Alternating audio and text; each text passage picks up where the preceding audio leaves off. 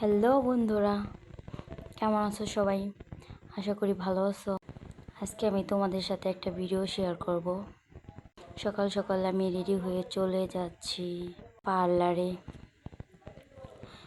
Joypara Chowdhury highest বেলা বিউটিজন মেকওভারে। তো সেখানে আমি আরও 1 বছর আগে একটি তিল বসাইছিলাম। এখন আমার এটা ভালো লাগছে না, তো আমি এখন যাব এটা উঠাইতে।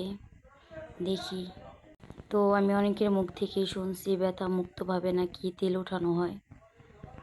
আজকে আমিও চলে গেছিলাম বেলা বিউটিজন মেকওভারে। তো ফাইনালি আমার তিলটা ওঠানোর কাজ শুরু হয়ে গেছে।